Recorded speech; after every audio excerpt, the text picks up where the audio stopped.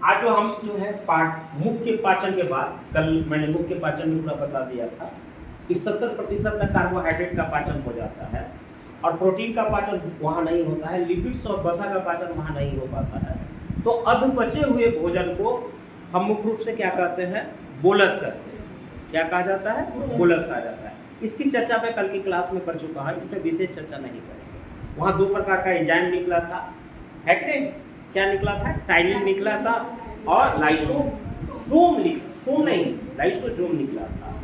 उसकी मैं चर्चा कल कर चुका हूँ। दो प्रकार के औजार जिससे कि हम भोजन को छोटे छोटे टुकड़े करने में सहायता लेते हैं, वह कौन था? जीभ था, यानी कि टंग के बारे में चर्चा किए थे और दांत के बारे में चर्चा किए थे। उसका फॉर्मूला यह बताए थे, 2123 यह एडल्ट के लिए है और 2102 यह चाइल्ड के लिए है। इंसीजर, उसके बाद आपका केनाइन, प्रीमोलर और मोलर, जिसकी चर्चा मैं पूरी तरह से कर दिया हूँ कि इंसीजर, वंस अगेन आपको रिपीट कर देता हूँ, इंसीजर जो है कटिंग करने का काम करता है, केनाइन जो है आपको टीयरिंग करने का काम करता है और प्रीमोलर जो है आपका ग्रिंडिंग करने का काम करता है और मोलर जो है ग्रिंडिंग प्लस मिंगलिंग करने का काम करता है कि नहीं? ये इंसीजर जो होता है, इंसीजर को ही आपको स्माइल टीथ भी कहा जाता है और हाथी में जो आगे का दांत निकला हुआ रहता है वह इंसीजर का ही पार्ट होता है कि नहीं? टाइलिन के ग्लैंड्स के रूप में दो प्रकार का ग्लैंड्स होता है। एक होता है लार ग्रंथि में 3 जोड़ी ग्रंथि होती है, उसमें दो प्रकार का एंजाइम निकलता है। एक नाम निकलता है लाइसोसोम और दूसरा निकलता है टाइलिन। लाइसोसोम और टाइलिन एग्जाम्पल ऑफ किसका है? एंजाइम का है और इसमें से इस पूरे लार का ये पार्ट होता है। तो पूरे लार में 99% से लेकर 95% तक क्या होता है? लार में कंटेंट होता है वाटर का। 1% से लेकर 5% तक लाइसोसोम और टाइलिन का कॉम्बिनेशन होता है कि नहीं? वह किस प्रकार से कार्बोहाइड्रेट का 70% पाचन करने की प्रक्रिया कौन करता है? या टाइलिन कर देता है। जबकि लाइसोसोम क्या करता है कि भोजन में आए हुए बैक्टीरिया जो होता है उसको मार देता है कि नहीं? यानी कि बैक्टीरिया रहित कर देता है। इसलिए विषाक्त भोजन को कई बार बाटुलिज्म भी कहा जाता है कि यूपी उत्तर प्रदेश लोकसभा आयोग में यह प्रश्न पूछ चुका है कि नहीं? कितना तक हम सारी चीजें कर देते हैं। मुख में 70% तक जो भोजन का पाचन हो जाता है वही पाचित होकर कहाँ आ जाता है? ऑगोफेगस, यानी कि आहार नाल से होते हुए आकुचन और प्रकुचन की प्रक्रिया करते हुए, जिसको पूरी प्रक्रिया को क्या कहा जाता है? पेरिस्टोरियस प्रक्रिया। हाँ, याद है, पेरिस्टोरियस प्रक्रिया करते हैं, जिसमें आकुचन प्रकुचन की प्रक्रिया के द्वारा भोजन नीचे आता है। 25 सेंटीमीटर इसकी लेंथ होता है और यह भोजन कहाँ पहुंचा? बोलस के रूप में। यही भोजन बोलस के रूप में कहाँ पहुंचा? आमाशय, स्टोमच में। अब जो है भोजन जो है, बहुत ध्यान से सुनिएगा, यहाँ से गौर कीजिएगा, भोजन जो है 1 से 1.5 घंटा तक यथावत रहता है, उस पर कोई प्रक्रिया नहीं होती है, ना उस पर एंजाइम एक्टिव होगा और ना और कोई प्रोसेस प्रक्रिया जारी होता है। इसीलिए तुरंत भोजन करके कई बार होता है कि लोग गाड़ी पर चढ़ लेते हैं तो कई बार वह वोमिटिंग कर देते हैं, यह शिकायत आता है। तो तुरंत जो जिसका वोमिटिंग का शिकायत है वह तुरंत खाना खाने के बाहर नहीं निकलना चाहिए। इसके पीछे ये कारण होता है कि 1 से 1.5 घंटा तक भोजन यथावत स्थिति में बना हुआ रहता है। 1 से 1.5 घंटा के बाद हमारे ब्रेन के में जो न्यूरॉन्स है, पूरे शरीर में न्यूरॉन्स है, यह इंफॉर्मेशन देता है कि आप ब्रेन इंफॉर्मेशन देता है या ग्रंथियों को, जठर ग्रंथियों को, कि तुम जो है एंजाइम को सेक्रेशन करो। 1 से 1.5 घंटे के बाद, बताइए 1 से 1.5 घंटे के बाद क्या करता है? वह जठर ग्रंथियों को कि तुम जो है एंजाइम को सेक्रेशन करो। और यह एंजाइम जो निकलता है जठर ग्रंथि से वह 3 प्रकार का निकलता है। एक होता है HCl। HCl क्या करता है वह अभी मैं तुरंत बताऊंगा। यह होता है, दूसरा होता है पेप्सिन और तीसरा क्या होता है? रेनिन। ध्यान से सुनिएगा, इस HCl में जो pH मान होता है 1.5 से 1.8 तक होता है, इसीलिए क्या कहलाएगा, जब 7 से कम हो तो वह क्या होगा, अम्लीय होगा। और यह भोजन को क्या काम करेगा, भोजन को क्या कर देता है, अम्लीय कर देता है। भोजन को क्या करेगा, अम्लीय करता है। अम्लीय कर देने से क्या होता है कि भोजन की प्रक्रिया में जो पाचन की प्रक्रिया है वह बहुत तेजी से प्रक्रिया होने लगती है। लेकिन मेन काम कौन करता है, पेप्सिन। पेप्सिन क्या करता है, प्रोटीन को पचाने का काम यही से शुरू होता है। तो एक प्रश्न पूछा जाता है कि प्रोटीन का पाचन माने इंस्टेंटाइन के किस पार्ट से शुरू होता है, तो एस्टोमाची यानी कि अमाशय से। एक प्रश्न हो गया। और कार्बोहाइड्रेट का पाचन कहां से शुरू होता है,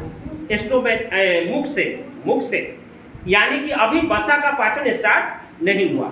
अब मैं बताऊंगा कि वसा का पाचन कहां से शुरू हुआ होगा, तो वह आगे के वीडियो में आपको पता चल जाएगा। तो पेप्सिन जो है प्रोटीन को किस भाग में बांटता है, पेप्टोन और पेप्टाइड्स में। लेकिन अभी प्रोटीन का पूर्ण रूप से पाचन नहीं हुआ है, क्योंकि प्रोटीन का पूर्ण रूप से पाचन तब होता है जब वह अमीनो अम्ल में कन्वर्ट हो जाएगा। या अभी भी प्रोटीन का अभी भी आधा ही भाग, मोटा मोटी मान लीजिए तो आधा ही भाग क्या हुआ है, पचित हुआ है।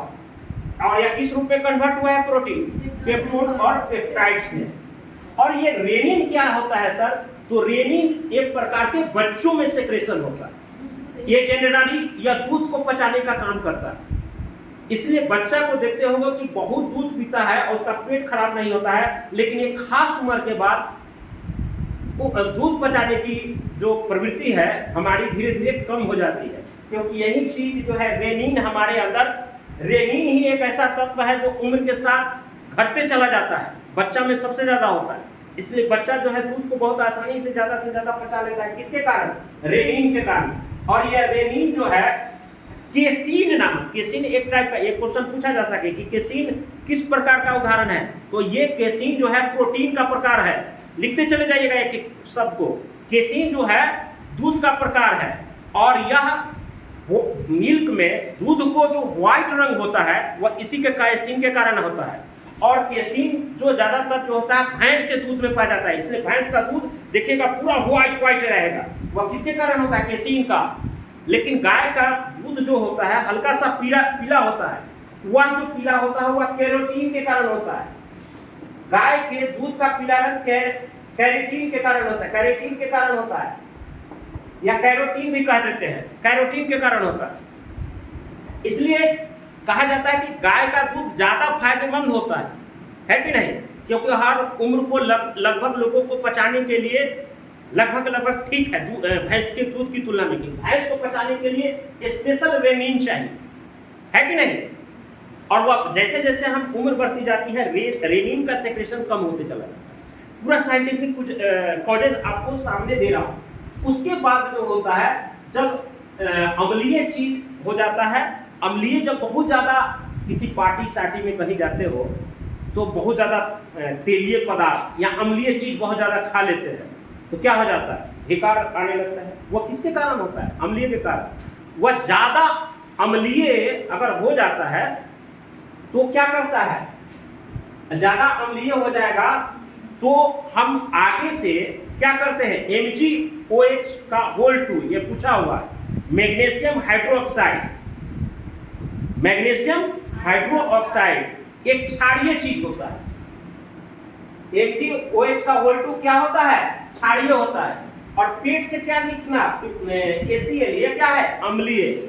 और जब हम इनो पीते हैं तो अम्लीय और क्षारीय आपस में टकरा कर रिएक्शन करते हैं, केमिस्ट्री में पढ़ाते हैं, क्या बनाता है, H2O और प्लस उदासीन कर देता है। यानी कि हमारा पेट में जो जलन उत्पन्न हो रहा था इनो के पीने के कारण क्या हो गया, माने वह उदासीन हो गया, हमें राहत महसूस होने लगता है। एक चीज यही कारण है, एक क्वेश्चन पूछा हुआ है, बार बार पूछ लेता है कि पेट की अम्लीयता को दूर करने के लिए किसका प्रयोग किया जाता है, तो मैग्नीशियम हाइड्रोक्साइड का। ये क्वेश्चन यहाँ से भी बन जाता है। लेकिन प्रकृति ने हमारे स्टोमेच में ऑलरेडी बैलेंस बना के रखा है।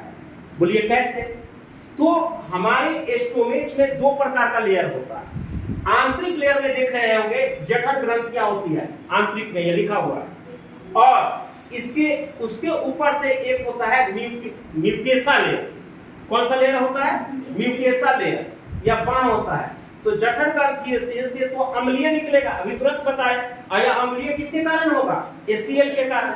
लेकिन म्यूकेसा लेयर से एक म्यूकेसा नामक रस का शराब होता है, जो कैसा होता है? प्रकृति में क्षारीय। तो प्रकृति देखिए किस प्रकार से चेक एंड बैलेंस कर रही है।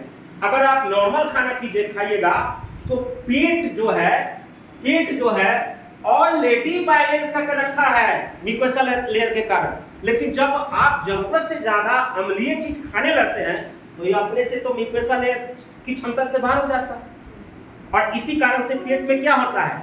जलन उत्पन्न होने लगता है। और जब जलन उत्पन्न होने लगता है तो डॉक्टर क्या सलाह देता है? FgOH का होल 2 का घोल ले लो। इससे क्या होगा? पेट को राहत मिलेगी। उसी के रूप में हम इनो आजकल पीते हैं, उसमें वही कंपोजिशन रखा जाता है। ये भी प्रश्न पूछ लिया जाता है। एक चीज और बोलता हूँ जो आप लोगों को बड़ा ध्यान से सुनना चाहिए। सुनना ये चाहिए कि भोजन जो आया यहाँ पर और जठर ग्रंथियों के कारण क्या हो गया? अम्लीय भोजन, और म्यूकेसा लेयर के कारण क्या हो गया? क्षारीय ग्रंथि, है कि नहीं? अब ये सारी की सारी पूरी प्रक्रिया होने के बाद हमारा जो भोजन पचित हुआ, क्योंकि प्रोटीन किसमें बदल गया? पेप्टोन में। यहाँ कार्बोहाइड्रेट का पाचन नहीं हुआ, वो 70% जो ऊपर पाचन हुआ था मुख में वो वहीं रह गया। तो यहाँ पर किसका पाचन हो गया? प्रोटीन का। किसमें कन्वर्ट हो गया? पेप्टोन और पेप्टाइड्स में। और उसके बाद कार्बोहाइड्रेट का पाचन हो गया, और अभी वसा का पाचन या लिपिड्स का पाचन नहीं हुआ है। तो ऐसे अध पचे हुए भोजन को, जिसमें प्रोटीन का आधा पाचन हुआ, कार्बोहाइड्रेट का 70% पाचन हो चुका है, ऐसे ही भोजन को क्या कहा जाता है? काइम कहा जाता है। क्या कहा जाता है? काइम कहा जाता है। वहां बोलस, मुख में क्या कहा जाता था अध पचे भोजन को? बोलस। और यहाँ क्या कहा जाता है? काइम। इसीलिए आयुर्वेदिक दवा है काइम चूर्ण, खाते हो कि नहीं? पेट को पाचन करने के लिए यहीं से शब्द लिया गया। काइम माने अधपचा हुआ भोजन, जिसे प्रोटीन पेप्टोन में कन्वर्ट हो गया है और कार्बोहाइड्रेट 70% वहां से ऑलरेडी है कि नहीं? तो इस प्रकार से हम इसको क्या कहते हैं? काइम कहते हैं। लेकिन यह सब कुछ प्रक्रिया कितने घंटे के बाद होता है? पचने की प्रक्रिया 3 से 4 घंटे के बाद। इसलिए कहता है कि भोजन आमाशय में बहुत देर तक बना हुआ रहता है, तो जब तक एंजाइम का एक्शन न शुरू हो जाए, इसलिए कहता है दिन का भोजन करते हुए थोड़ा सा आराम करना चाहिए। इसके पीछे यही लॉजिक होता है कि भोजन उसमें होता है। जबकि रात की भोजन करते समय जो हम खासकर रोटी वोटी खाते हैं, उसमें आप रनिंग कर सकते हैं, तो उसमें इग्लाइन का सेक्रेशन ज़्यादा होता है, मूवमेंट बढ़ेगा तो आपका सेक्रेशन एंजाइम का ज़्यादा होने लगेगा। क्योंकि दिन में तो आप किसी न किसी काम के बहाने से टहल लेते हैं तो एक्टिव शरीर रहता है। रात में हम सोने जाएंगे, खाना खाए या सोना शुरू कर दिए, भूख लेना शुरू कर दिए, तो वहीं पर क्या होता है कि सारा का सारा चीज़ और आपको मोटापा का शिकार बना देगा, बहुत सारी चीज़ें प्रक्रिया होने लगेगी। ये सबके पीछे यही साइंटिफिक कारण होता है कि नहीं? एक चीज़ और बताता हूँ कि यह जो पूरी प्रक्रिया है, अब देखिए पूरी प्रक्रिया को होने में कम से कम कितना लग रहा है भोजन को? 4 घंटा। मोटा मोटी कितना लग रहा है? 4 घंटा। तो 4 घंटा सिर्फ आमाशय में भोजन लगता है। इसलिए कई बार होता है कि कितनों घंटा के बाद आप भोजन करने के बाद अगर पचित नहीं होता है, तो आप भोजन जिस रूप में लिए हैं 4 घंटा से पहले अगर वोमिटिंग हो गया तो वह हूबहू अक्षरशः उसी रूप में बाहर निकल जाता है कि नहीं? तो हमको आश्चर्य होता है अभी तक पचा नहीं। गांव देहात में लोग बोल देते हैं कि अरे अभी तक पचा नहीं, लेकिन उसके पीछे कारण साइंटिफिक है कि 4 घंटा तक आमाशय नहीं भोजन लगेगा, अब उसके बाद पेप्टोन में कन्वर्ट होता है कि नहीं? तो ये सारी की सारी चीजें आपको हमने एक छोटे से रूप में समझाने का प्रयास किया कि किस प्रकार से जठर ग्रंथियां काम करती है। जठर ग्रंथियां से 3 प्रकार के HCl, अम्लीय, पेप्सिन, पेप्टोन और पेप्टाइड में कन्वर्ट करेगा, रेनिन या केसिन दूध का रूप में पाचन करता है कि नहीं? ये सारी की सारी चीज है। और एक चीज और ध्यान रखिएगा कि इससे जो जठर ग्रंथियां से HCl निकलता है उसका पीएच मान मालूम कितना होता है? 1.5 से 1.8, यानी कि पीएच मान जितना कम होगा या वैल्यू के रूप में जितना कम होगा मान, उतना ही अम्लीय होता है, उतना ही ज्यादा अम्लीय होता है। तो इस प्रकार से हम ये सारा चीज आपको अपनाशय से रिलेटेड सारी चीजें आपको बता दी हैं। दैट्स इट, है कि नहीं? बंद कर।